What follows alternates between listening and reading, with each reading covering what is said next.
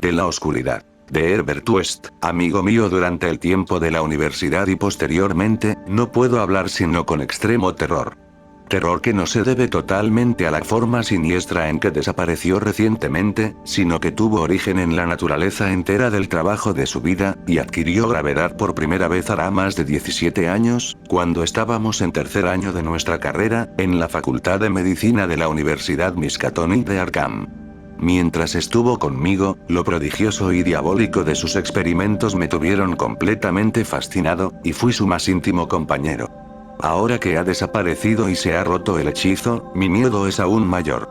Los recuerdos y las posibilidades son siempre más terribles que la realidad. El primer incidente horrible durante nuestra amistad supuso la mayor impresión que yo había llevado hasta entonces, y me cuesta tenerlo que repetir. Ocurrió, como digo, cuando estábamos en la Facultad de Medicina, donde West se había hecho ya famoso con sus descabelladas teorías sobre la naturaleza de la muerte y la posibilidad de vencerla artificialmente.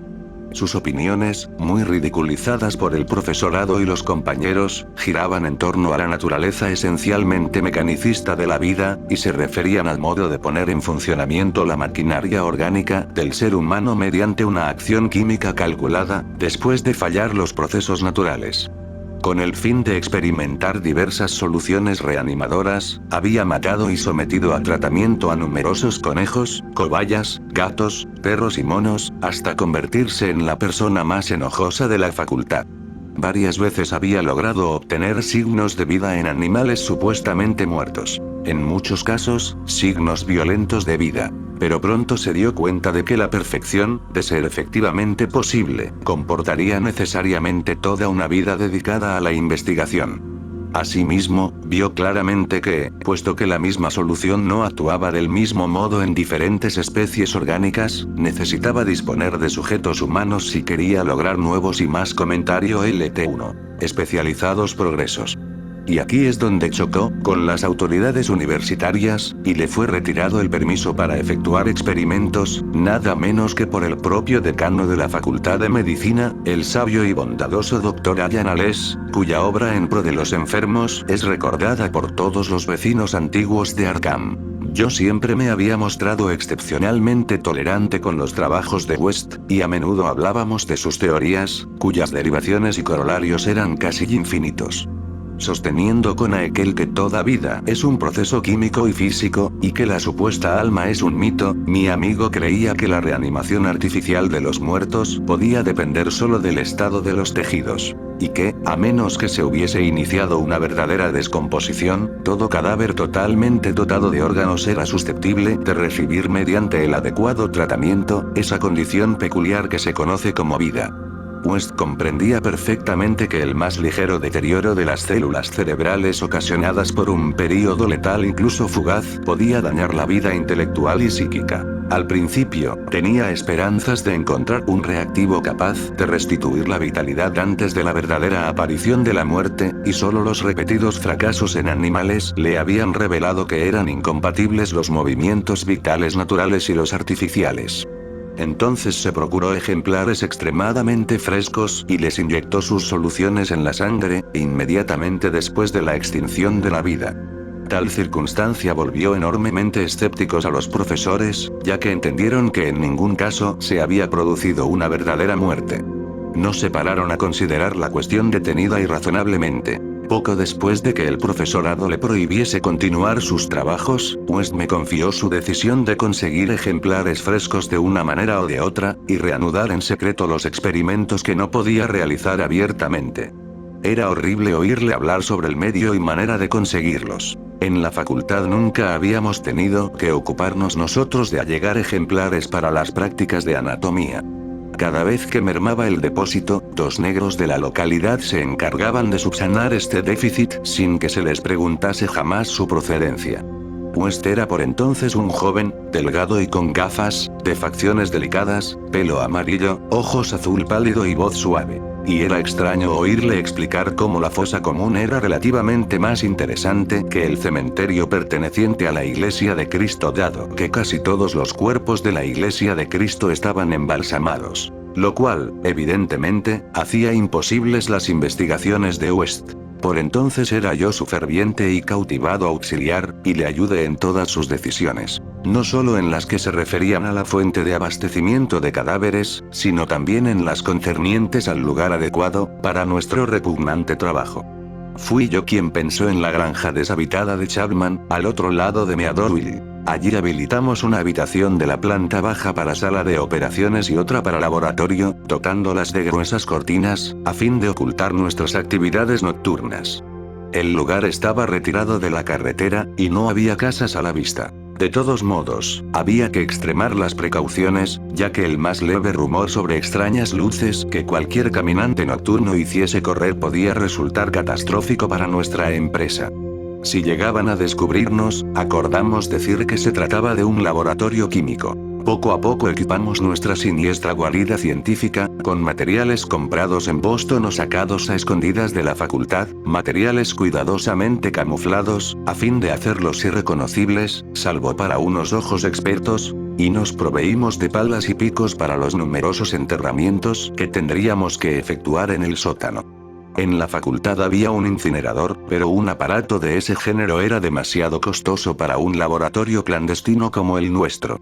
Los cuerpos eran siempre un engorro. Incluso los minúsculos cadáveres de cobaya de los experimentos secretos que West realizaba en su habitación de la pensión donde vivía. Seguíamos las noticias necrológicas locales como vampiros, ya que nuestros ejemplares requerían condiciones determinadas. Lo que queríamos eran cadáveres enterrados poco después de morir y sin preservación artificial alguna. Preferiblemente, exentos de malformaciones morbosas y, desde luego, con todos los órganos. Nuestras mayores esperanzas estaban en las víctimas de accidentes.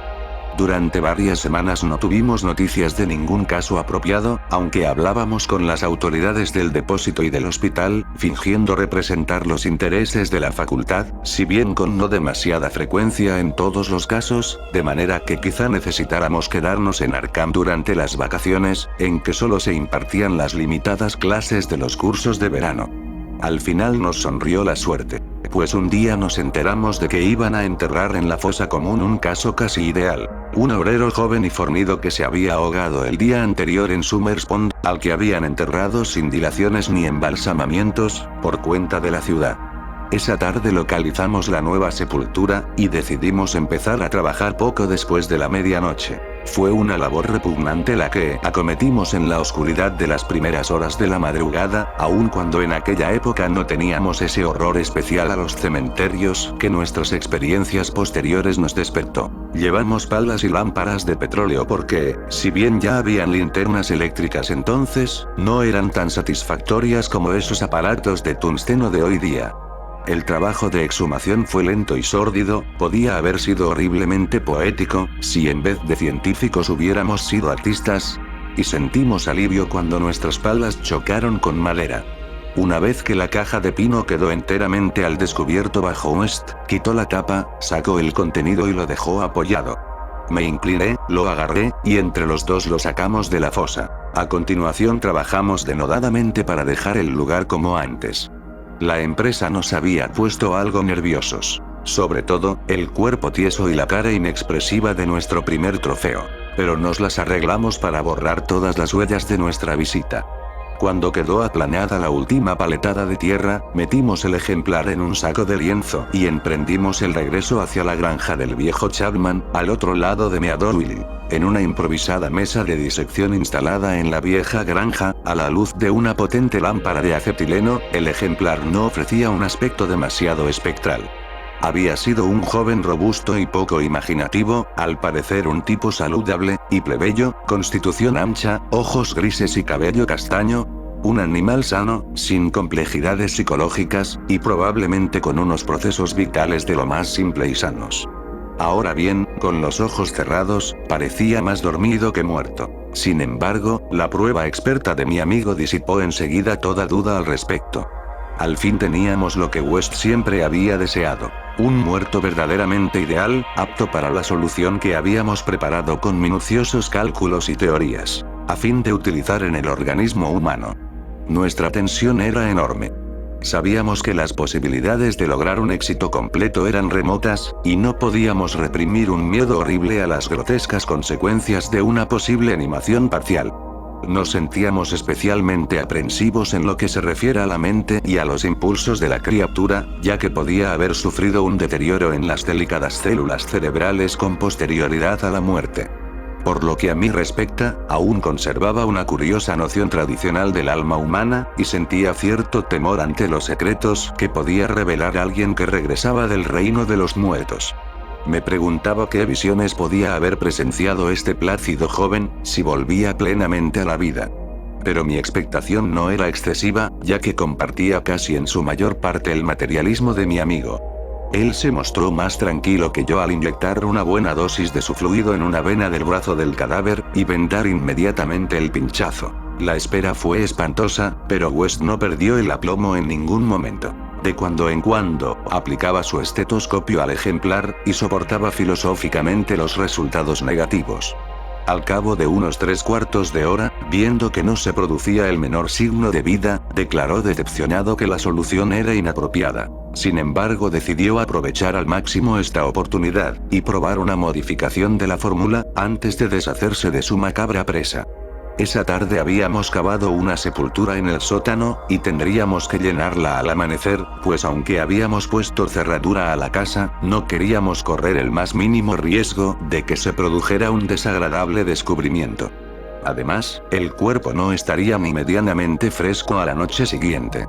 De modo que trasladamos la solitaria lámpara de acetileno al laboratorio contiguo, dejando a nuestro mudo huésped a oscuras sobre la losa, y nos pusimos a trabajar en la preparación de una nueva solución, tras comprobar el peso y las mediciones casi con fanático cuidado. El espantoso suceso fue repentino y totalmente inesperado. Yo estaba vertiendo algo de un tubo de ensayo a otro, y West se encontraba ocupado con la lámpara de alcohol, que hacía las veces de mechero Bunsen en ese edificio sin instalación de gas, cuando de la habitación que habíamos dejado a oscuras, brotó la más horrenda y demoníaca sucesión de gritos jamás oída por ninguno de los dos. No habría sido más espantoso el caos de alaridos si el abismo se hubiese abierto para liberar la angustia de los condenados, ya que en aquella cacofonía inconcebible se concentraba el supremo terror y desesperación de la naturaleza animada. No podían ser humanos, un hombre no es capaz de proferir gritos así. Y sin pensar en el trabajo que estábamos realizando, ni en la posibilidad de que lo descubrieran, saltamos los dos por la ventana más próxima como animales despavoridos, derribando tubos, lámparas y matraces, y huyendo alocadamente a la estrellada negrura de la noche rural.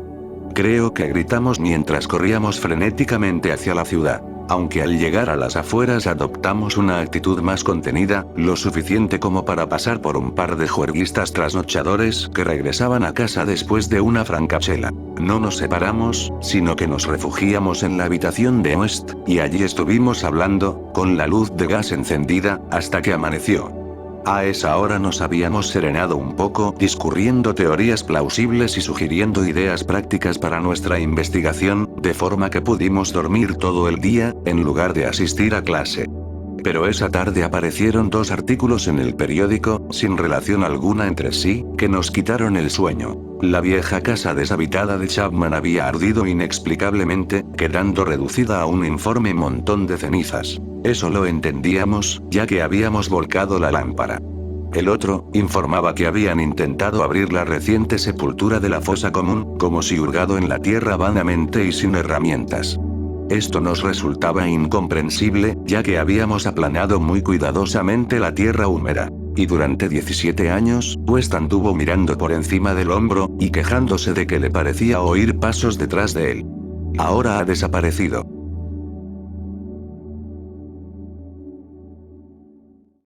Capítulo 2.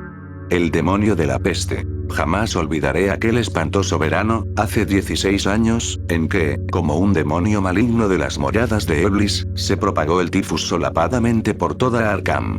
Muchos recuerdan ese año por dicho azote satánico, ya que un auténtico terror se cernió con membranosas alas sobre los ataúdes amontonados en el cementerio de la Iglesia de Cristo. Sin embargo, hay un horror mayor aún que data de esa época. Un horror que solo yo conozco, ahora que Herbert West ya no está en este mundo. West y yo hacíamos trabajo de posgraduación en el curso de verano de la Facultad de Medicina de la Universidad Miskatonic, y mi amigo había adquirido gran notoriedad debido a sus experimentos encaminados a la revivificación de los muertos.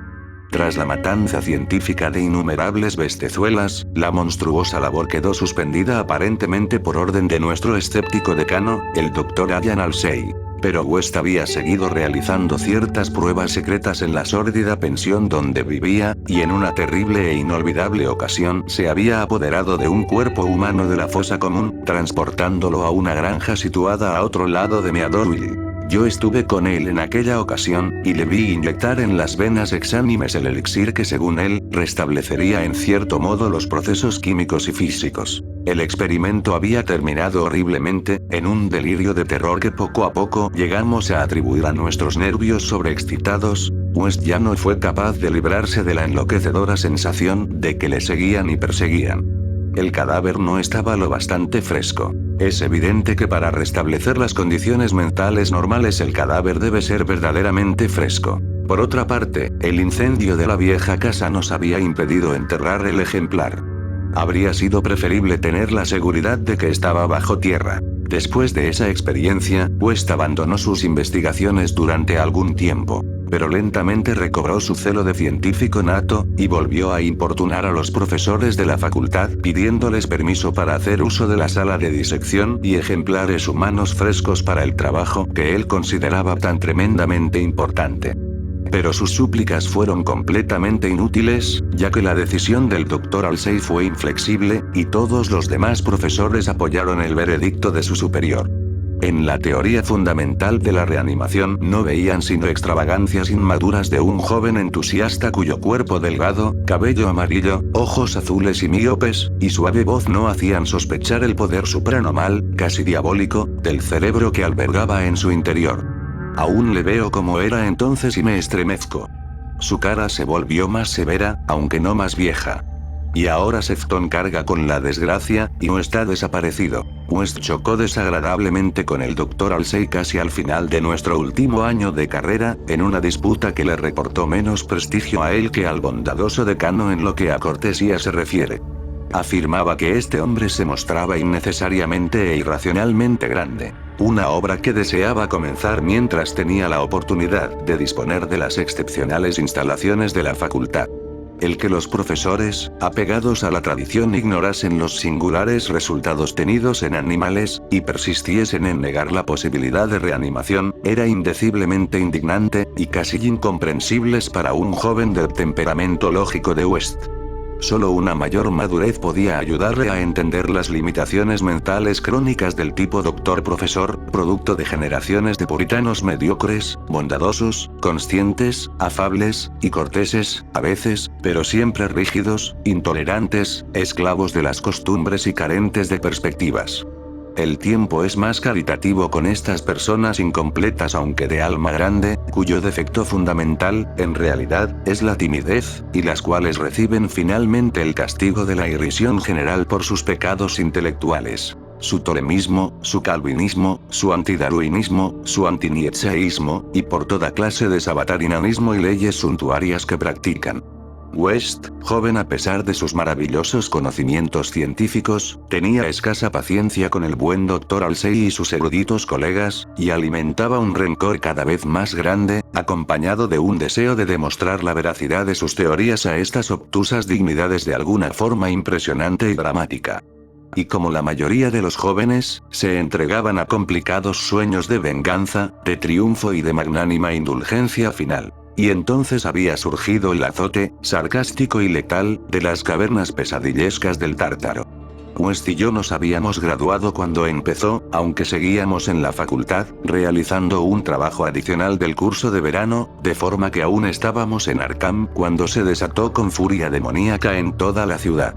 Aunque todavía no estábamos autorizados para ejercer, teníamos nuestro título, y nos vimos frenéticamente requeridos a incorporarnos al servicio público, al aumentar el número de los afectados.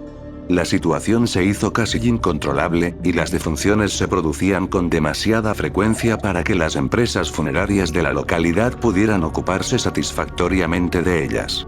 Los entierros se efectuaban en rápida sucesión, sin preparación alguna, y hasta el cementerio de la Iglesia de Cristo estaba atestado de ataúdes de muertos sin embalsamar.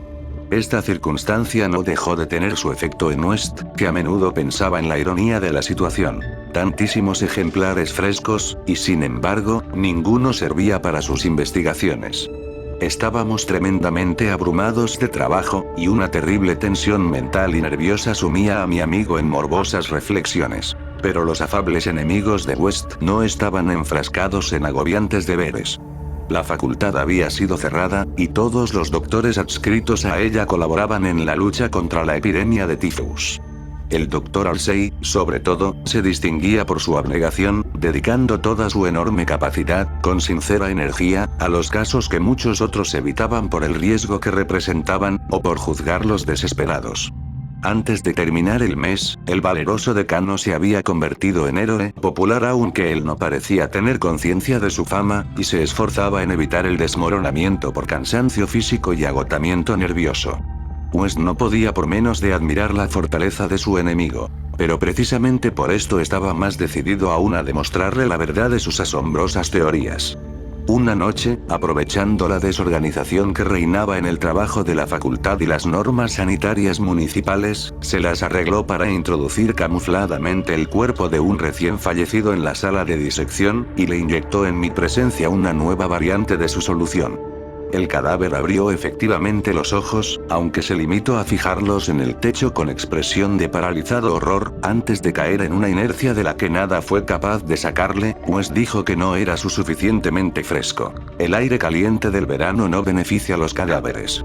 Esa vez estuvieron a punto de sorprendernos antes de incinerar los despojos, y West no consideró aconsejable repetir esta utilización indebida del laboratorio de la facultad. El apogeo de la epidemia tuvo lugar en agosto. West y yo estuvimos a punto de sucumbir en cuanto al doctor Halsey falleció el día 14. Todos los estudiantes asistieron a su precipitado funeral el día 15, y compraron una impresionante corona, aunque casi la ahogaban los testimonios enviados por los ciudadanos acomodados de Arkham y las propias autoridades del municipio. Fue casi un acontecimiento público, dado que el decano había sido un verdadero benefactor para la ciudad. Después del sepelio, nos quedamos bastante deprimidos, y pasamos la tarde en el bar de la Commercial House, donde West, aunque afectado por la muerte de su principal adversario, nos hizo estremecer a todos hablándonos de sus notables teorías. Al oscurecerse, la mayoría de los estudiantes regresaron a sus casas o se incorporaron a sus diversas publicaciones. Pero West me convenció para que le ayudase a sacar partida de la noche. La patrona de West nos vio entrar en la habitación alrededor de las 2 de la madrugada, acompañados de un tercer hombre, y le contó a su marido que se notaba que habíamos cenado y bebido demasiado bien. Aparentemente, la avinagrada patrona tenía razón. Pues hacia las 3, la casa entera se despertó con los gritos procedentes de la habitación de West, cuya puerta tuvieron que echar abajo para encontrarnos a los dos inconscientes, tendidos en la alfombra manchada de sangre, golpeados, arañados y magullados, con trozos de frascos e instrumentos esparcidos a nuestro alrededor. Solo la ventana abierta revelaba que había sido de nuestro asaltante, y muchos se preguntaron qué le habría ocurrido, después del tremendo salto que tuvo que dar desde el segundo piso al césped. Encontraron ciertas ropas extrañas en la habitación, pero cuando West volvió en sí, explicó que no pertenecían al desconocido, sino que eran muestras recogidas para su análisis bacteriológico, lo cual formaba parte de sus investigaciones sobre la transmisión de enfermedades infecciosas. Ordenó que las quemasen inmediatamente en la amplia chimenea. Ante la policía, declaramos ignorar por completo la identidad del hombre que había estado con nosotros. West explicó con nerviosismo que se trataba de un extranjero afable al que habíamos conocido en un bar de la ciudad que no recordábamos. Habíamos pasado un rato algo alegres y West y yo no queríamos que detuviesen a nuestro belicoso compañero. Esa misma noche presenciamos el comienzo del segundo horror de Arkham. Horror que, para mí, iba a eclipsar a la misma epidemia. El cementerio de la Iglesia de Cristo fue escenario de un horrible asesinato. Un vigilante había muerto a arañazos, no solo de manera indescriptiblemente espantosa, sino que había dudas de que el agresor fuese un ser humano. La víctima había sido vista con vida bastante después de la medianoche, descubriéndose el incalificable hecho al amanecer. Se interrogó al director de un circo instalado en el vecino pueblo de Bolton, pero este juró que ninguno de sus animales se había escapado de su jaula. Quienes encontraron el cadáver observaron un rastro de sangre que conducía a la tumba reciente, en cuyo cemento había un pequeño charco rojo, justo delante de la entrada. Otro rastro más pequeño se alejaba en dirección al bosque, pero se perdía enseguida. A la noche siguiente, los demonios danzaron sobre los tejados de Arkham, y una desenfrenada locura aulló en el viento. Por la enfebrecida ciudad anduvo suelta una maldición, de la que unos dijeron que era más grande que la peste, y otros murmuraban que era el espíritu encarnado del mismo mal. Un ser abominable penetró en 8 casas, sembrando la muerte roja a su paso, dejando atrás el mudo y sádico monstruo un total de 17 cadáveres, y huyendo después. Algunas personas que llegaron a verle en la oscuridad dijeron que era blanco y como un mono malformado o monstruo antropomorfo. No había dejado entero a nadie de cuantos había atacado, ya que a veces había sentido hambre. El número de víctimas ascendía a 14. A las otras 3 las había encontrado ya muertas al irrumpir en sus casas, víctimas de la enfermedad. La tercera noche, los frenéticos grupos dirigidos por la policía lograron capturarle en una casa de Cane Street, cerca del campus universitario. Habían organizado la batida con toda minuciosidad, manteniéndose en contacto mediante puestos voluntarios de teléfono. Y cuando alguien del distrito de la universidad informó que había oído arañar en una ventana cerrada, desplegaron inmediatamente la red. Debido a las precauciones y a la alarma general, no hubo más que otras 2 víctimas, y la captura se efectuó sin más accidentes. La criatura fue detenida finalmente por una bala, aunque no acabó con su vida, y fue trasladada al hospital local, en medio del furor y la abominación generales, porque aquel ser había sido humano. Esto quedó claro, a pesar de sus ojos repugnantes, su mutismo simiesco, y su salvajismo demoníaco. Le vendaron la herida y trasladaron al manicomio de Sefton, donde estuvo golpeándose la cabeza contra las paredes de una celda acolchada durante 16 años, hasta un reciente accidente, a causa del cual escapó en circunstancias de las cuales a nadie le gusta hablar. Lo que más repugnó a quienes lo atraparon en Arkham fue que, al limpiarle la cara a la monstruosa criatura, observaron en ella una semejanza increíble y burlesca con un mártir sabio y abnegado, al que habían enterrado hacía 3 días. El difunto Dr. Allan Halsey, benefactor público y decano de la Facultad de Medicina de la Universidad Miskatonic. Para el desaparecido Herbert West, y para mí, la repugnancia y el horror fueron indecibles. Aún me estremezco, esta noche, mientras pienso en todo ello, y tiemblo más aún de lo que temblé aquella mañana en que West murmuró entre sus vendajes. Maldita sea, no estaba bastante fresco. Capítulo 3. 6 disparos a la luz de la luna. No es corriente descargar los 6 tiros de un revólver con toda precipitación, cuando uno solo habría sido sin duda suficiente. Pero hubo muchas cosas en la vida de Herbert West que no eran corrientes. No es habitual, por ejemplo, que un médico recién salido de la universidad se vea obligado a ocultar los motivos que le impulsan a elegir determinada casa y consulta. Sin embargo, ese fue el caso de Herbert West. Cuando obtuvimos él y yo el título de la Facultad de Medicina de la Universidad Miskatonic, y tratamos de paliar nuestra penuria instalándonos como facultativos de medicina general, tuvimos mucho cuidado en ocultar que habíamos elegido nuestra casa por su aislamiento y su proximidad al cementerio. Un deseo de soledad de esta naturaleza rara vez carece de motivos. Y como es natural, nosotros los teníamos también. Nuestras necesidades se debían a un trabajo claramente impopular. Externamente éramos médicos tan solo, pero por debajo de esa superficie había objetivos de una importancia mucho más grande y terrible, ya que lo esencial en la vida de Herbert West era la búsqueda en las negras y prohibidas regiones de lo desconocido, en las que esperaba descubrir el secreto de la vida, y de devolver la animación perpetua al barro frío del cementerio. Una búsqueda de ese género requiere extraños materiales, entre ellos, cadáveres humanos recientes. Y para mantenerse abastecido de tales elementos indispensables, uno debe vivir discretamente, y no muy lejos de un lugar de enterramientos anónimos. West y yo nos habíamos conocido en la universidad, y fui el único que simpatizó con sus espantosos experimentos. Gradualmente me había convertido en su ayudante inesperado, y ahora que abandonábamos la universidad teníamos que seguir juntos. No era fácil que dos doctores encontraran salida juntos. Pero finalmente, por influencia de la universidad, se nos proporcionó una consulta en Bolton, pueblo industrial próximo a Arkham, la sede universitaria. Las fábricas textiles de Bolton son las más grandes del Valle de Miskatonic, y sus operarios políglotas no han sido jamás pacientes gratos para los médicos de la localidad. Elegimos nuestra casa con el mayor cuidado, y adoptamos finalmente un edificio ruinoso, próximo al final de Pond Street, a 5 números de nuestro vecino más cercano. Y separada del cementerio tan solo por una extensión de pradera cortada por una estrecha franja de espeso bosque que hay al norte. Dicha distancia era mayor de lo que hubiéramos deseado, pero no encontramos una casa más cerca, a menos que nos hubiésemos instalado en el otro lado del prado, lo que quedaba muy retirado del distrito industrial.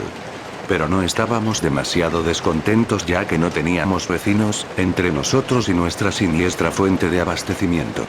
El camino era algo largo, pero podíamos transportar nuestros mudos ejemplares sin que nadie nos molestase. Nuestro trabajo fue sorprendentemente abundante desde el principio mismo.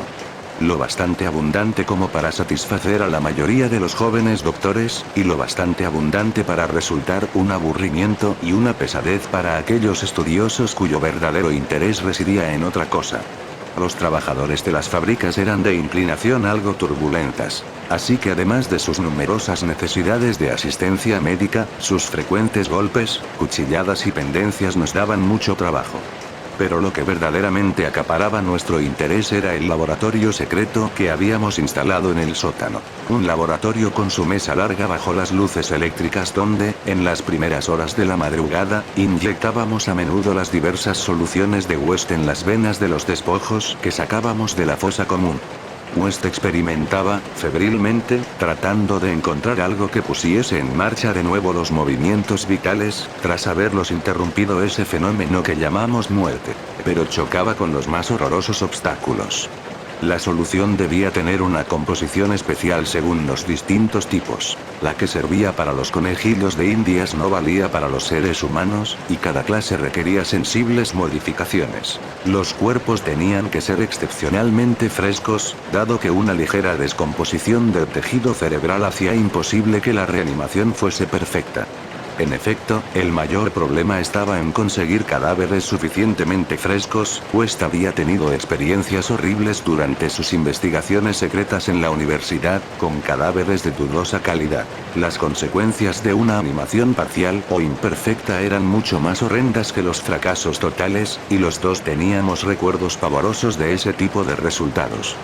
Desde nuestra primera sesión demoníaca en la granja deshabitada de Meadowville, Arkham, no habíamos dejado de sentir una secreta amenaza. Y West, aunque en casi todos los sentidos era un autómata frío, científico, rubio y de ojos azules, confesaba a menudo, con un estremecimiento, que le parecía que era víctima de una furtiva persecución. Tenía la impresión de que le seguían. Ilusión psíquica debida a sus nervios trastornados, y aumentada por el hecho innegablemente perturbador de que al menos uno de nuestros 3 ejemplares reanimados aún seguía vivo. Se trataba de un ser espantoso y carnívoro, el cual permanecía encerrado en una celda acolchada de seftón. Había otro, además el primero, cuyo exacto destino nunca llegamos a saber. Tuvimos bastante suerte con los ejemplares de Bolton. Mucha más que con los de Arkham. Aún no hacía una semana que estábamos instalados, cuando nos apoderamos de una víctima de accidente la misma noche de su entierro, y conseguimos que abriese los ojos con una expresión asombrosamente lúcida, antes de que fallara la solución. Había perdido un brazo, de haber tenido el cuerpo íntegro, quizá hubiéramos tenido más suerte. Entre esa fecha y el siguiente mes de enero efectuamos 3 ensayos más. Uno fue un fracaso total. En otro, conseguimos un claro movimiento muscular. En cuanto al tercero, el resultado fue estremecedor. Se levantó por sí solo y emitió un sonido gutural. Luego vino un período de mala suerte. Descendió el número de entierros, y los que se efectuaban eran de ejemplares demasiado enfermos o mutilados para poderlos aprovechar nosotros. Seguíamos la pista a todas las defunciones y circunstancias en que éstas ocurrían con un cuidado sistemático. Una noche de marzo, sin embargo, conseguimos inesperadamente un ejemplar que no provenía de la fosa común. El puritanismo imperante en Bolton tenía prohibida la práctica del boxeo, lo que no dejaba de tener las lógicas consecuencias. Los combates mal dirigidos entre los obreros eran cosa corriente, y de vez en cuando traían de fuera algún campeón profesional de escasa categoría.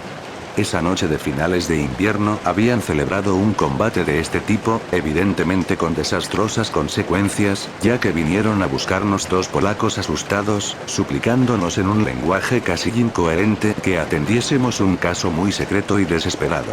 Les seguimos hasta un cobertizo abandonado, donde todavía quedaba un grupo de espectadores extranjeros, observando asustados un cuerpo negro que yacía exánime en el suelo.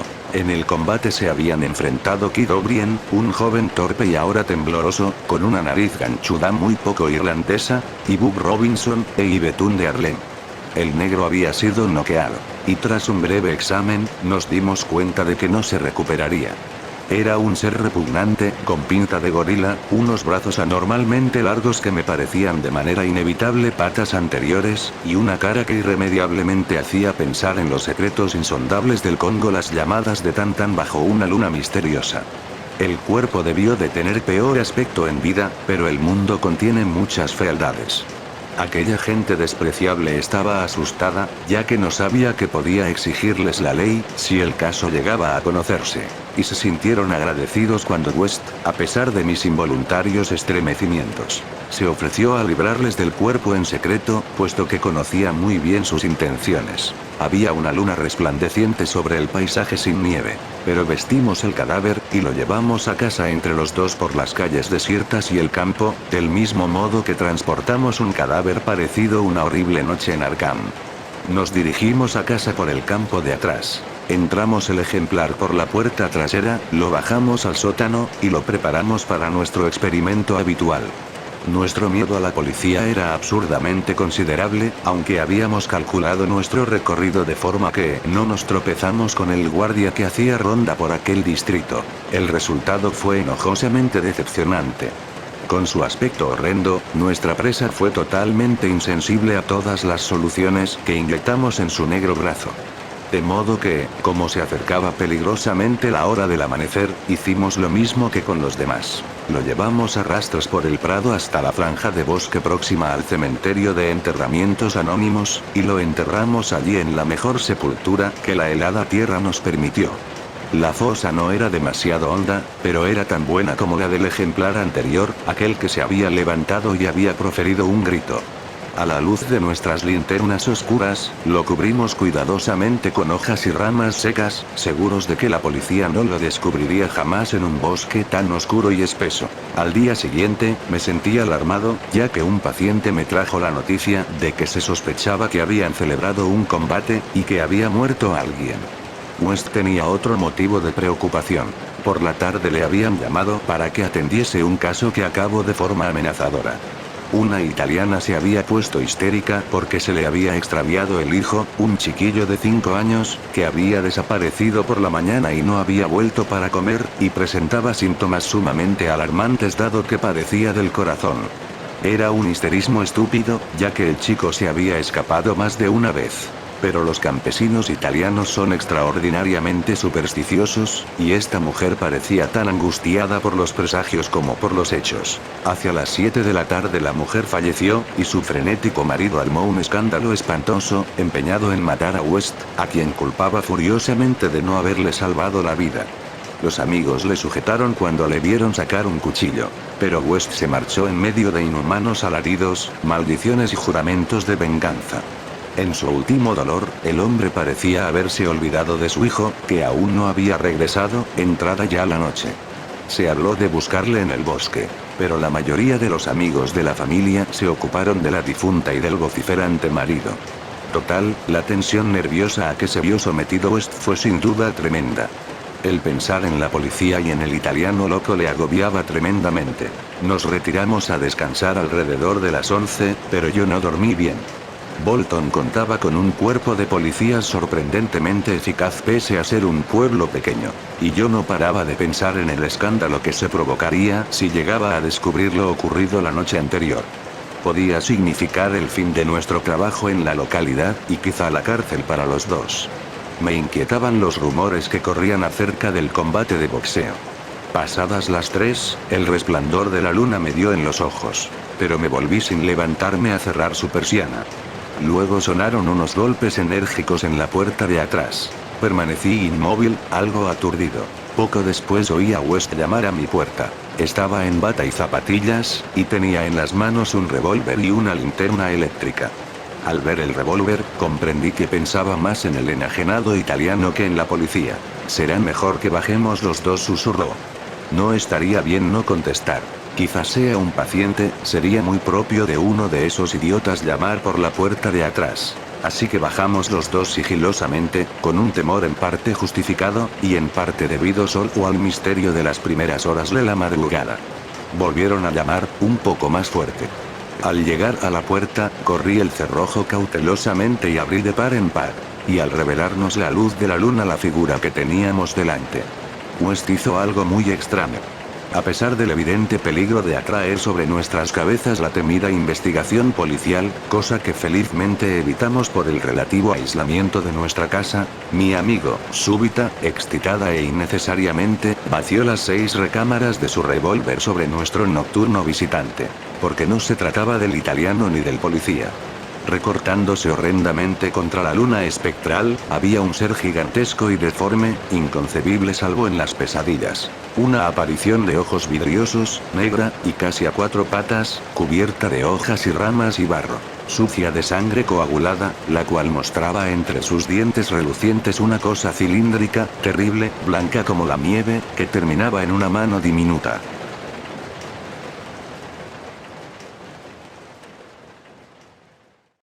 Capítulo 4. El grito del muerto. El grito de un muerto fue lo que me hizo concebir aquel intenso horror hacia el Dr. Herbert West, horror que enturbió los últimos años de nuestra vida en común. Es natural que una cosa como el grito de un muerto produzca horror, ya que, evidentemente, no se trata de un suceso agradable ni ordinario. Pero yo estaba acostumbrado a esta clase de experiencias. Por tanto, lo que me afectó en esa ocasión fue cierta circunstancia especial. Quiero decir, que no fue el muerto lo que me asustó. Herbert West, de quien era yo compañero y ayudante, poseía intereses científicos muy alejados de la rutina habitual de un médico de pueblo. Esa era la razón por la que, al establecer su consulta en Bolton, había elegido una casa próxima al cementerio. Dicho brevemente y sin paliativos, el único interés absorbente de West consistía en el estudio secreto de los fenómenos de la vida y de su culminación, encaminados a reanimar a los muertos inyectándoles una solución estimulante. Para llevar a cabo estos macabros experimentos era preciso estar constantemente abastecidos de cadáveres humanos muy frescos. Porque aún la más mínima descomposición daña la estructura del cerebro. Y humanos, y descubrimos que el preparado necesitaba una composición específica, según los diferentes tipos de organismos. Matamos docenas de conejos y cobayas para tratarlos, pero este camino no nos llevó a ninguna parte. Pues nunca había conseguido plenamente su objetivo porque nunca había podido disponer de un cadáver suficientemente fresco. Necesitaba cuerpos cuya vitalidad hubiera cesado muy poco antes. Cuerpos con todas las células intactas, capaces de recibir nuevamente el impulso hacia esa forma de movimiento llamado vida. Había esperanzas de volver perpetua esta segunda vida artificial mediante repetidas inyecciones. Pero habíamos averiguado que una vida natural ordinaria no respondía a la acción. Para infundir movimiento artificial, debía quedar extinguida la vida nocturna. Los ejemplares debían ser muy frescos, pero estar auténticamente muertos. Habíamos empezado West y yo la pavorosa investigación siendo estudiantes de la Facultad de Medicina de la Universidad Miskatonic, de Arkham, profundamente convencidos desde un principio del carácter absolutamente mecanicista de la vida.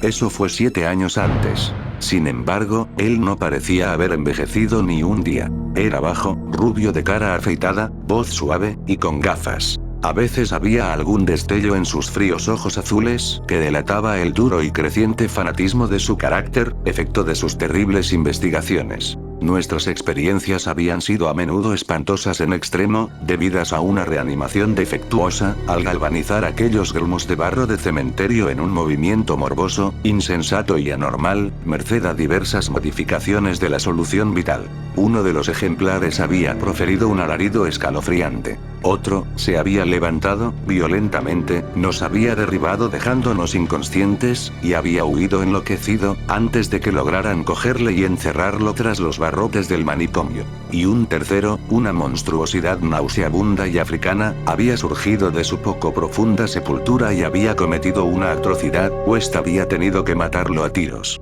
No podíamos conseguir cadáveres lo bastante frescos como para que manifestasen algún vestigio de inteligencia al ser reanimados, de modo que forzosamente creábamos horrores indecibles. Era inquietante pensar que uno de nuestros monstruos, o quizá dos, aún vivían. Tal pensamiento nos estuvo atormentando de manera vaga, hasta que finalmente West desapareció en circunstancias espantosas. Pero en la época del alarido en el laboratorio del sótano de la aislada casa de Bolton, nuestros temores estaban subordinados a la ansiedad por conseguir ejemplares extremadamente frescos. West se mostraba más ávido que yo, de forma que casi me parecía que miraba con codicia el físico de cualquier persona viva y saludable. Fue en julio de 1910 cuando empezó a mejorar nuestra suerte en lo que a ejemplares se refiere. Yo me había ido a Illinois a hacerle una larga visita a mis padres, y a mi regreso encontré a West en un estado de singular euforía.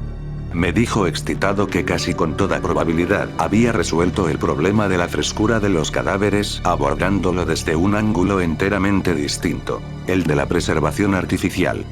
Yo sabía que trabajaba en un preparado nuevo sumamente original, así que no me sorprendió que hubiera dado resultado. Pero hasta que me hubo explicado los detalles, me tuvo un poco perplejo sobre cómo podía ayudarnos dicho preparado en nuestro trabajo, ya que el enojoso deterioro de los ejemplares se debía ante todo al tiempo transcurrido hasta que caían en nuestras manos. Esto lo había visto claramente West, según me daba cuenta ahora, al crear un compuesto embalsamador para uso futuro, más que inmediato, por si el destino le proporcionaba un cadáver muy reciente y sin enterrar, como nos había ocurrido años antes, con el negro aquel de Bolton, tras el combate de boxeo. Por último, el destino se nos mostró propicio, de forma que en esta ocasión conseguimos tener en el laboratorio secreto del sótano un cadáver cuya corrupción no había tenido posibilidad de empezar aún. West no se atrevía a predecir qué sucedería en el momento de la reanimación, ni si podíamos esperar una revivificación de la mente y la razón. El experimento marcaría un hito en nuestros estudios, por lo que había conservado este nuevo cuerpo hasta mi regreso, a fin de que compartiésemos los dos el resultado de la forma acostumbrada. West me contó cómo había conseguido el ejemplar. Había sido un hombre vigoroso, un extranjero bien vestido que se acababa de apear al tren, y que se dirigía a las fábricas textiles de Bolton a resolver unos asuntos. Había dado un largo paseo por el pueblo, y al detenerse en nuestra casa a preguntar el camino de las fábricas, había sufrido un ataque al corazón. Se negó a tomar un cordial, y cayó súbitamente muerto, un momento después. Como era de esperar, el cadáver le pareció a West como llovido del cielo. En su breve conversación, el forastero le había explicado que no conocía a nadie en Bolton. Y tras registrarle los bolsillos después, averiguó que se trataba de un tal Robert Leavitt, de St. Louis, al parecer sin familia que pudiera hacer averiguaciones sobre su desaparición. Si no conseguía devolverlo a la vida, nadie se enteraría de nuestro experimento. Solíamos enterrar los despojos en una espesa franja de bosque que había entre nuestra casa y el cementerio de enterramientos anónimos. En cambio, si teníamos éxito, nuestra fama quedaría brillante y perpetuamente establecida. De modo que West había inyectado sin demora, en la muñeca del cadáver, el preparado que le mantendría fresco hasta mi llegada. La posible debilidad del corazón, que a mi juicio haría peligrar el éxito de nuestro experimento, no parecía preocupar demasiado a West. Esperaba conseguir al fin lo que no había logrado hasta ahora: reavivar la chispa de la razón y devolverle la vida, quizá, a una criatura normal. De modo que la noche del 18 de julio de 1910, Herbert West y yo nos encontrábamos en el laboratorio del sótano, contemplando la figura blanca e inmóvil bajo la luz cegadora de la lámpara. El compuesto embalsamador había dado un resultado extraordinariamente positivo, pues al comprobar fascinado el cuerpo robusto que llevaba 2 semanas sin que sobreviniese la rigidez, pedí a West que me diese garantías de que estaba verdaderamente muerto. Me las dio en el acto, recordándome que jamás administrábamos la solución reanimadora sin una serie de pruebas minuciosas para comprobar que no había vida, ya que en caso de subsistir el menor vestigio de vitalidad original no tendría ningún efecto. Cuando West se puso a hacer todos los preparativos, me quedé impresionado ante la enorme complejidad del nuevo experimento. Era tanta, que no quiso confiar el trabajo a otras manos que las suyas. Y tras prohibirme tocar siquiera el cuerpo, inyectó primero una droga en la muñeca, cerca del sitio donde había pinchado para inyectarle el compuesto embalsamador. Esta, dijo, neutralizaría el compuesto y liberaría los sistemas sumiéndolos en una relajación normal, de forma que la solución reanimadora pudiese actuar libremente al ser inyectada. Poco después, cuando se observó un cambio, y un leve temblor pareció afectar los miembros muertos, West colocó sobre la cara espasmódica una especie de almohada, la apretó violentamente y no la retiró hasta que el cadáver se quedó absolutamente inmóvil y listo para nuestro intento de reanimación. Él, pálido y entusiasta, se dedicó ahora a efectuar unas cuantas pruebas finales y someras para comprobar la absoluta carencia de vida, se apartó satisfecho y, finalmente inyectó en el brazo izquierdo una dosis meticulosamente medida del elixir vital, preparado durante la tarde con más minuciosidad que nunca, desde nuestros tiempos universitarios, en que nuestras hazañas eran nuevas e inseguras. No me es posible describir la tremenda e intensa incertidumbre con que esperamos los resultados de este primer ejemplar auténticamente fresco. El primero del que podíamos esperar razonablemente que abriese los labios y nos contase quizá, con voz inteligente, lo que había visto al otro lado del insondable abismo. West era materialista, no creía en el alma, y atribuía toda función de la conciencia a fenómenos corporales. Por consiguiente, no esperaba ninguna revelación sobre espantosos secretos de abismos y cavernas más allá de la barrera de la muerte. Yo no disentía completamente de su teoría, aunque conservaba vagos e instintivos vestigios de la primitiva fe de mis antecesores. De modo que no podía dejar de observar el cadáver con cierto temor y terrible expectación. Además, no podía borrar de mi memoria aquel grito espantoso e inhumano que oímos la noche en que intentamos nuestro primer experimento en la deshabitada granja de Arkham. Había transcurrido muy poco tiempo, cuando observé que el ensayo no iba a ser un fracaso total. Sus mejillas, hasta ahora blancas como la pared, habían adquirido un levísimo color, que luego se extendió bajo la barba incipiente, curiosamente amplia y arenosa. West, que tenía la mano puesta en el pulso de la muñeca izquierda del ejemplar, asintió de pronto significativamente. Y casi de manera simultánea, apareció un vaho en el espejo inclinado sobre la boca del cadáver. Siguieron unos cuantos movimientos musculares espasmódicos. Y a continuación una respiración audible y un movimiento visible del pecho. Observé los párpados cerrados, y me pareció percibir un temblor. Después, se abrieron y mostraron unos ojos grises, serenos y vivos, aunque todavía sin inteligencia, ni siquiera curiosidad. Movido por una fantástica ocurrencia, susurré unas preguntas en la oreja cada vez más colorada. Unas preguntas sobre otros mundos cuyo recuerdo aún podía estar presente. Era el terror lo que las extraía de mi mente. Pero creo que la última que repetí fue: ¿dónde has estado?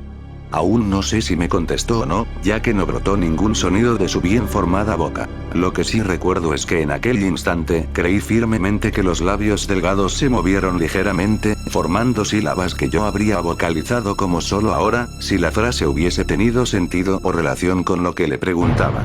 En aquel instante me sentí lleno de alegría, convencido de que habíamos alcanzado el gran objetivo y que, por primera vez, un cuerpo reanimado había pronunciado palabras movido claramente por la verdadera razón. Un segundo después, ya no cupo ninguna duda sobre el éxito, ninguna duda de que la solución había cumplido cabalmente su función, al menos de manera transitoria, devolviéndole al muerto una vida racional y articulada, pero con ese triunfo me invadió el más grande de los terrores, no a causa del ser que había hablado, sino por la acción que había presenciado, y por el hombre a quien me unían las vicisitudes profesionales. porque aquel cadáver fresco, cobrando conciencia finalmente de forma aterradora, con los ojos dilatados por el recuerdo de su última escena en la tierra, manoteó frenético en una lucha de vida o muerte con el aire y, de súbito, se desplomó en una segunda y definitiva disolución, de la que ya no pudo volver, profiriendo un grito que resonara eternamente en mi cerebro atormentado. ¡Auxilio! Aparta, maldito demonio pelirrojo, aparta esa condenada aguja. Capítulo 5. El horror de las sombras. Muchos hombres han contado cosas espantosas, no referidas en letra impresa, que sucedieron en los campos de batalla durante la Gran Guerra. Algunas de estas cosas me han hecho palidecer, otras, me han producido unas náuseas incontenibles, mientras que otras me han hecho temblar y volver la mirada hacia atrás en la oscuridad. Sin embargo, creo que puedo relatar la peor de todas. El espantoso, antinatural e increíble horror de las sombras. En 1915 estaba yo como médico con el grado de teniente en un regimiento canadiense en Flandes, siendo uno de los numerosos americanos que se adelantaron al gobierno mismo en la gigante contienda. No había ingresado en el ejército por iniciativa propia, sino más bien como consecuencia natural de haberse alistado el hombre de quien era yo ayudante indispensable, el célebre cirujano de Bolton, Dr. Herbert West. El Dr. West se había mostrado siempre deseoso de poder prestar servicio como cirujano en una gran guerra, y cuando dicha posibilidad se presentó, me arrastró consigo en contra de mi voluntad. Había motivos por los que yo me hubiera alegrado de que la guerra nos separase, motivos por los que encontraba la práctica de la medicina y la compañía de West cada vez más irritante. Pero cuando se marchó a Ottawa, y consiguió por medio de la influencia de un colega una plaza de comandante médico, no me pude resistir a la autoritaria insistencia de aquel hombre decidido a que le acompañase en mi calidad habitual. Cuando digo que el Dr. West estuvo siempre ansioso de poder servir en el campo de batalla, no me refiero a que fuese guerrero por naturaleza ni que anhelase salvar la civilización. Siempre había sido una fría máquina intelectual, flaco, rubio, de ojos azules y con gafas. Creo que se reía secretamente de mis ocasionales entusiasmos marciales y de mis críticas a la indolente neutralidad. Sin embargo, había algo en la devastada Flandes que él quería, y a fin de conseguirlo, tuvo que adoptar aspecto militar. Lo que pretendía no era lo que pretenden muchas personas, sino algo relacionado con la rama particular de la ciencia médica que él había logrado practicar de forma completamente clandestina y en la cual había conseguido resultados asombrosos y, de vez en cuando, horrendos. Lo que quería no era otra cosa, en realidad, que abundante provisión de muertos recientes, en todos los estados de desmembramiento. Herbert West necesitaba cadáveres frescos porque el trabajo de su vida era la reanimación de los muertos. Este trabajo no era conocido por la distinguida clientela que había hecho crecer rápidamente su fama a su llegada a Boston. En cambio yo lo conocía demasiado bien, ya que era su más íntimo amigo y ayudante desde nuestros tiempos de la Facultad de Medicina, en la Universidad Miskatonic de Arkham. Fue en aquellos tiempos de la universidad cuando inició sus terribles experimentos, primero con pequeños animales y luego con cadáveres humanos conseguidos de manera horrenda. Había obtenido una solución que inyectaba en las venas de los muertos, y si eran bastante frescos, reaccionaban de maneras extrañas. Había tenido muchos problemas para descubrir la fórmula adecuada, pues cada tipo de organismo necesitaba un estímulo especialmente apto para él. El terror le dominaba, cada vez que pensaba en los fracasos parciales, seres atroces, resultado de soluciones imperfectas o de cuerpos insuficientemente frescos. Cierto número de estos fracasos habían seguido con vida, uno de ellos se encontraba en un manicomio, mientras que otros habían desaparecido, y como él pensaba en las eventualidades imaginables, aunque prácticamente imposibles, se estremecía a menudo, debajo de su aparente impasibilidad habitual. West se había dado cuenta muy pronto de que el requisito fundamental para que los ejemplares sirviesen era su frescura, así que había recurrido al procedimiento espantoso y abominable de robar cadáveres. En la universidad, y cuando empezamos a ejercer en el pueblo industrial de Bolton, mi actitud respecto a él había sido de fascinada admiración. Pero a medida que sus procedimientos se hacían más osados, un solapado terror se fue apoderando de mí. No me gustaba la forma en que miraba a las personas vivas de aspecto saludable. Luego, ocurrió aquella escena de pesadilla en el laboratorio del sótano, cuando me enteré de que cierto ejemplar aún estaba vivo cuando West se había apoderado de él. Fue la primera vez que había podido revivir la función del pensamiento racional en un cadáver. Y este éxito, conseguido a costa de semejante abominación, le había endurecido por completo. No me atrevo a hablar de sus métodos durante los 5 años siguientes. Seguí a su lado por puro miedo, y presencié escenas que la lengua humana no podría repetir.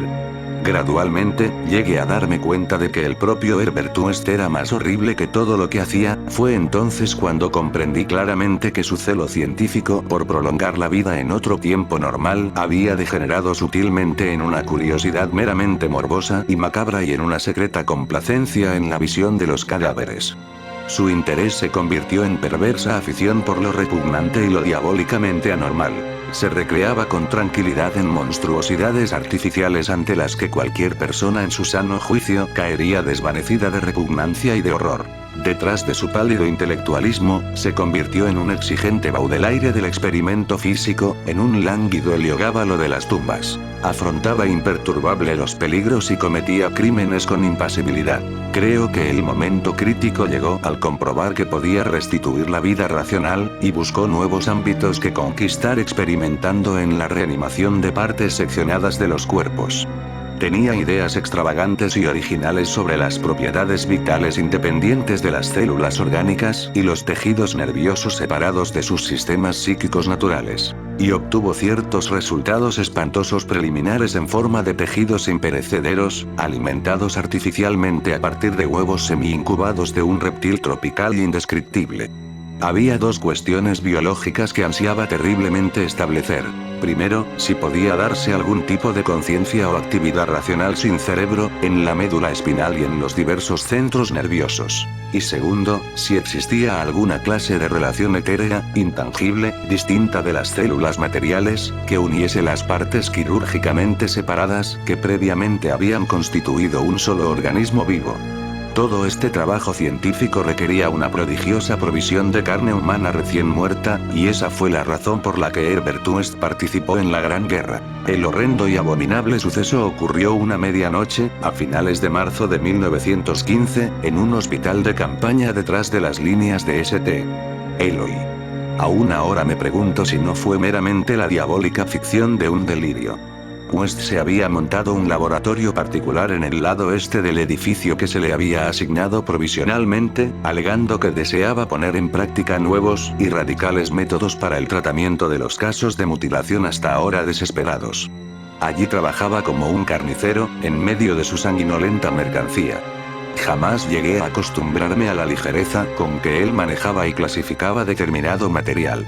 A veces hacía verdaderas maravillas de cirugía en los soldados. Pero sus principales satisfacciones eran de carácter menos público y filantrópico, y se vio obligado a dar muchas explicaciones acerca de ruidos extraños aún en medio de aquella babel de condenados, entre los que había frecuentes disparos de revólver, cosa corriente en un campo de batalla, aunque completamente inusitada en un hospital. Los ejemplares reanimados por el Dr. West no reunían condiciones para recibir una larga existencia ni ser contemplados por un amplio número de espectadores. Además del humano, West utilizaba gran cantidad de tejido embrionario de reptiles que él cultivaba con resultados singulares.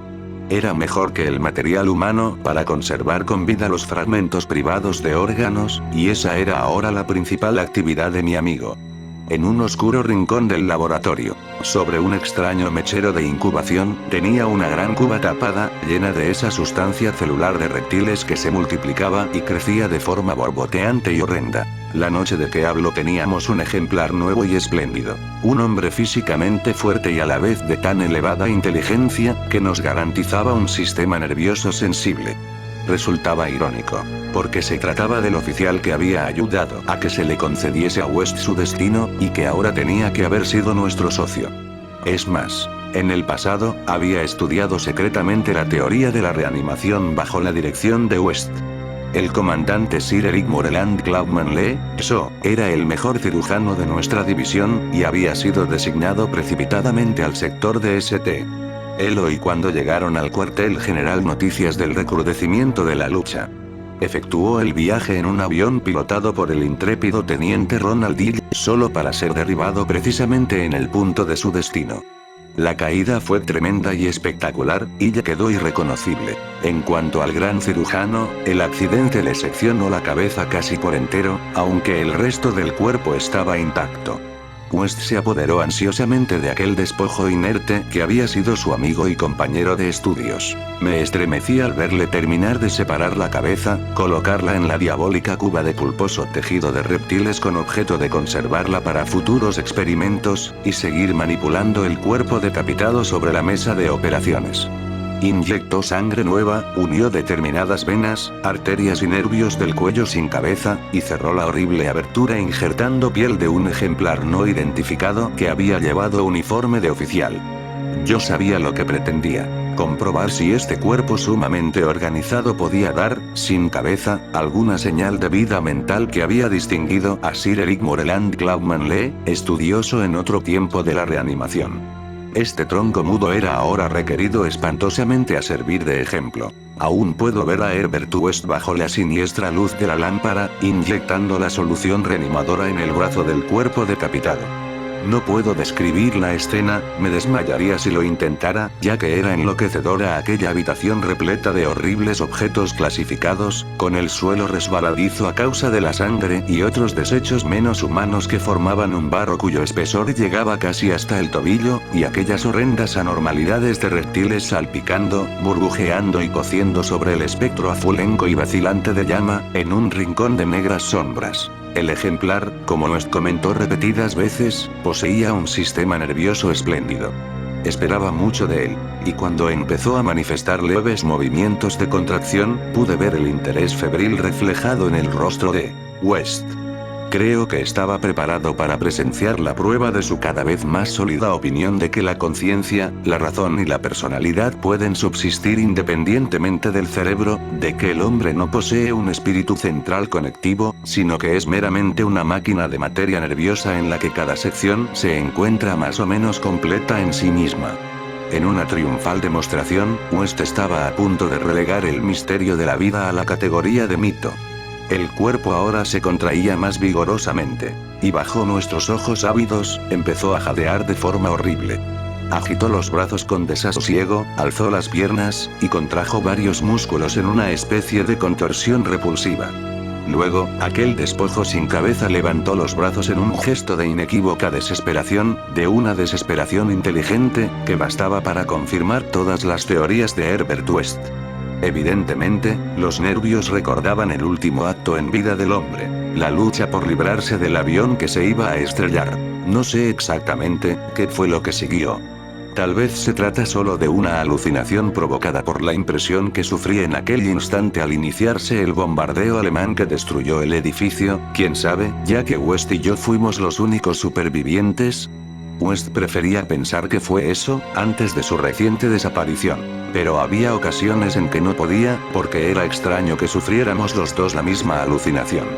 El horrendo incidente fue simple en sí mismo, aunque excepcional por lo que implicaba. El cuerpo de la mesa se levantó con un movimiento ciego, vacilante terrible, y oímos un sonido gutural.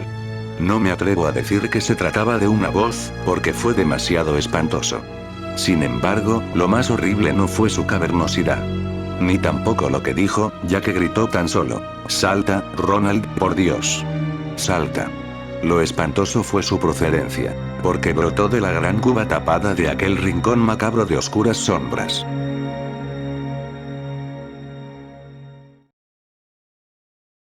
Capítulo 6. Las legiones de la tumba. Cuando desapareció el Dr. Herbert West, hace un año, la policía de Boston me sometió a un minucioso interrogatorio. Sospechaban que me callaba cosas, o algo peor. Pero no podía decirles la verdad porque no me habrían creído. Sabían, efectivamente, que West había estado complicado en actividades que iban más allá de la capacidad de crédito de los hombres ordinarios. Pues sus espantosos experimentos sobre la reanimación de cadáveres habían sido demasiado numerosas para poder mantener un perfecto secreto en torno a ellos. Pero la escalofriante catástrofe final adquirió caracteres de demoníaca fantasía que me hacen dudar incluso de la realidad de lo que vi. Yo era el amigo más allegado de West, y su único ayudante confidencial. Nos habíamos conocido años antes en la Facultad de Medicina, y desde el principio había participado yo en sus terribles investigaciones.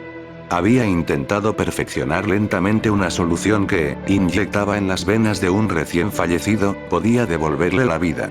Este trabajo requería abundancia de cadáveres frescos, y comportaba, consiguientemente, las actividades más espantosas.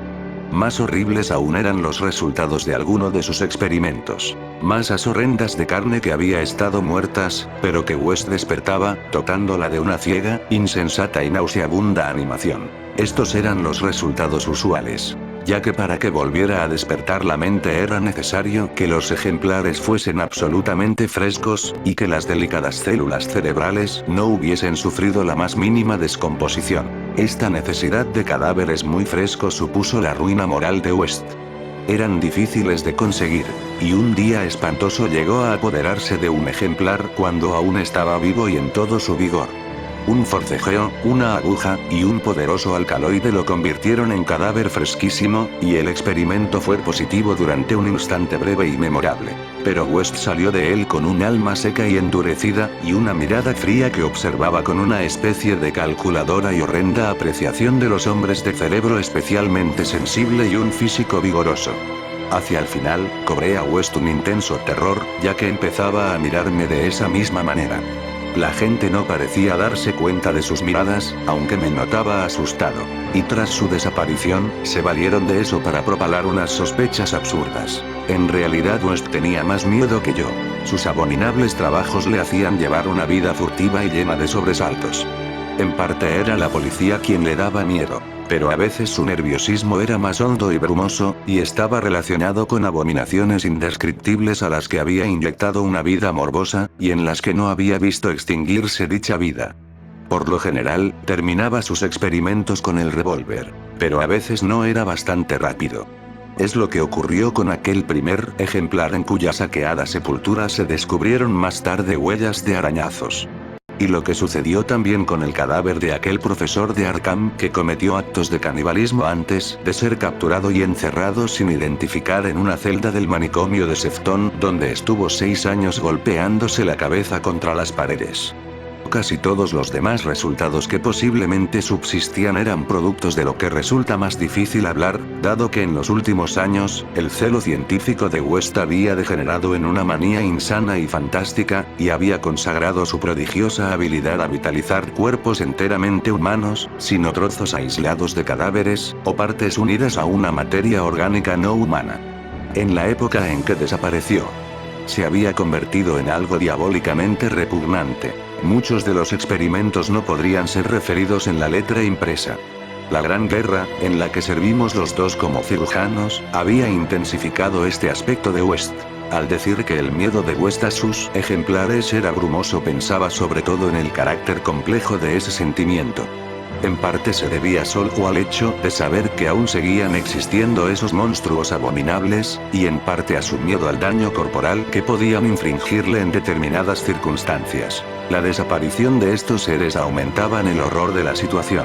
West solo conocía el paradero de uno de ellos, la lastimosa criatura del manicomio. Pero, además, había un miedo más sutil. Una sensación verdaderamente fantástica, consecuencia de un extraño experimento que llevó a cabo en el ejército canadiense, en 1915. En medio de una enconada batalla, West había reanimado al comandante Eric Moreland Clauman Lee, colega nuestro que estaba al tanto de sus experimentos, y el cual podía haberlos duplicado. Le había seccionado la cabeza a fin de poder estudiar las posibilidades de vida cuasi inteligente del tronco. El experimento dio resultado en el mismo instante en que el edificio era barrido por una granada alemana. El tronco se movió de forma inteligente. Y, por increíble que parezca, tuvimos la seguridad de que brotaron sonidos articulados de la cabeza seccionada que estaba en el fondo oscuro del laboratorio. En cierto modo, la granada fue misericordiosa. Pero West jamás estuvo seguro, como habría sido su deseo, de que fuéramos él y yo los únicos supervivientes. Después, solía hacer estremecedoras conjeturas sobre lo que sería capaz de hacer un médico decapitado con capacidad para reanimar a los muertos. La última residencia de West fue una venerable casa, muy elegante, que dominaba uno de los más antiguos cementerios de Boston. Había escogido el lugar por razones puramente simbólicas y fantásticas, ya que la mayoría de los enterramientos databan del período colonial, y por tanto era muy poca utilidad para un científico que necesitaba cadáveres frescos. Había instalado el laboratorio en un subsótano secretamente construido por obreros traídos de otra región, y en él tenía un gran incinerador para la total y discreta eliminación de los cadáveres, fragmentos y remedos sintéticos de cuerpos que quedaban de los morbosos experimentos e impías diversiones del dueño. Durante la excavación de este sótano, los obreros habían dado con cierta albañilería extraordinariamente antigua. Sin duda comunicaba con el viejo cementerio, aunque era demasiado profunda para que desembocara en ningún sepulcro conocido.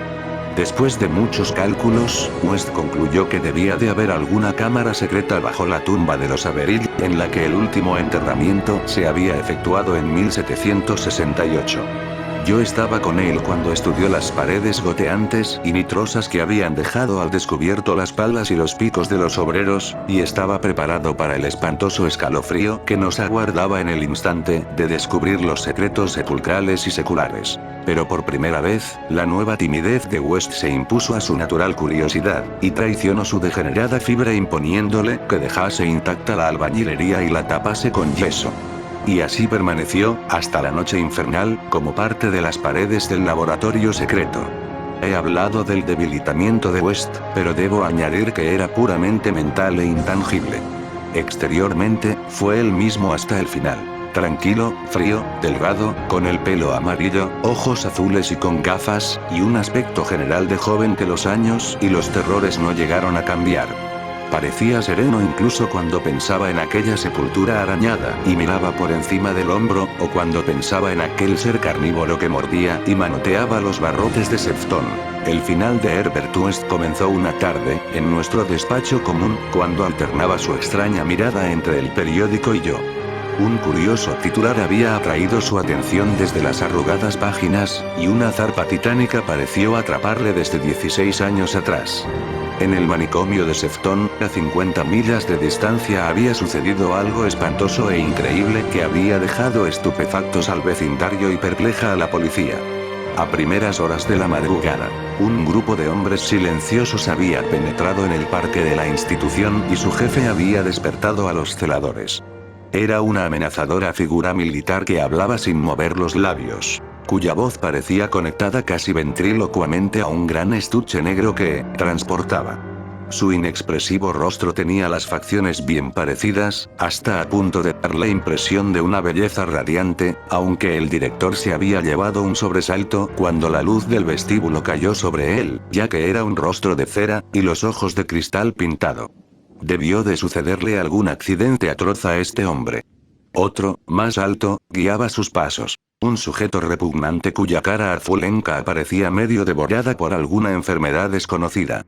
El que hablaba pidió que le cediesen la custodia del monstruo caníbal traído de Arkham hacía 16 años. Y al serle negada, dio una señal que provocó un espantoso alboroto. Los demonios aquellos golpearon, patearon y mordieron a todos los celadores que no lograron huir. Mataron a 4, y finalmente consiguieron liberar al monstruo. Estas víctimas, que podían recordar el suceso sin histerismos, juraban que las criaturas se habían comportado menos como hombres que como puros autómatas guiados por el jefe de cabeza de cera. Cuando les llegó ayuda, aquellos hombres y la criatura caníbal habían desaparecido sin dejar rastro. Desde el momento en que leyó el artículo, hasta la medianoche, West permaneció casi paralizado. A las 12 sonó el timbre de la puerta y se sobresaltó terriblemente. Todos los criados se encontraban durmiendo en el ático, de modo que fui yo a abrir. Como he contado a la policía, no había ningún vehículo en la calle. Solo vi un grupo de figuras de aspecto extraño, con un gran estuche cuadrado que depositaron en la entrada, después de gruñir uno de ellos con voz asombrosamente inhumana. Correo urgente. Pagado. Salieron de la casa con paso desigual, y al verles alejarse, tuve el extraño convencimiento de que se dirigían al antiguo cementerio con el que lindaba la parte de atrás de la casa. Al oírme cerrar la puerta de golpe, bajó West y miró la caja. Tenía unos 2 pies cuadrados, y llevaba el nombre correcto de West, con su actual dirección. También traía remitente: Eric Moreland Glaubman Lee, St. Clare. Eloy, Flandes. 6 años antes, en Flandes, el hospital se había derrumbado, a causa de una granada, sobre el tronco decapitado y reanimado del Dr. Glaubman Lee, y sobre su cabeza separada, la cual, quizá, había llegado a proferir sonidos articulados. Ahora West ni siquiera se emocionó. Su estado era más espantoso. Dijo rápidamente: es el fin, pero incineremos esto. Transportamos la caja al laboratorio, con el oído atento. No recuerdo muchos de los detalles, ya pueden imaginar mi estado psíquico, pero es una mentira maliciosa decir que fue el cuerpo de Ebert West lo que metí en el incinerador. Entre los dos, introdujimos la caja sin abrir, cerramos la puerta, y conectamos la corriente. Y no brotó sonido alguno la caja. Fue West quien observó primero que se caía el yeso de una parte de la pared, donde había sido cubierta la antigua albañilería de la tumba. Iba yo a echar a correr, pero él me retuvo. Entonces vi una pequeña abertura negra, sentí una bocanada de viento frío y hediondo, y percibí el olor de las entrañas abominables de una tierra putrescente. No oímos ningún ruido, pero en ese preciso instante se apagaron las luces, y vi recortarse contra cierta fosforescencia del mundo inferior una horda de seres silenciosos que avanzaban penosamente, producto de la locura, o de algo peor. Sus siluetas eran humanas, semi-humanas. Se trataba de una horda grotescamente heterogénea. Retiraban las piedras en silencio, una a una, del muro secular. Luego, cuando la brecha fue bastante ancha, entraron al laboratorio en fila de a uno, guiados por el ser de paso solemne y cabeza de cera. Una especie de monstruosidad con ojos desorbitados que marchaba detrás del jefe agarró a Herbert West. West no se resistió ni profirió grito alguno. Luego se abalanzaron todos sobre él y lo despedazaron ante mis ojos, llevándose sus trozos a la cripta subterránea de fabulosas abominaciones. El jefe de cabeza de cera, que iba vestido con uniforme de oficial canadiense, se llevó la cabeza de West. Al desaparecer, vi que sus ojos azules, detrás de las gafas, centelleaban espantosamente, revelando por primera vez una frenética y visible emoción. Los criados me encontraron inconsciente por la mañana. West había desaparecido. Un incinerador contenía solo ceniza inidentificable. Los detectives me han interrogado. Pero, ¿qué puedo decir? No relacionarán a West con la tragedia de Sefton, ni con eso, ni con los hombres de la caja, cuya existencia niegan. Les he hablado de la cripta, pero ellos me han enseñado el yeso intacto de la pared, y se han reído. Así que no les he contado nada más. ¿Quieren dar a entender que estoy loco, o que soy un asesino? Probablemente es que estoy loco. Pero podría no ser así, si esas condenadas legiones de las tumbas no estuviesen tan calladas.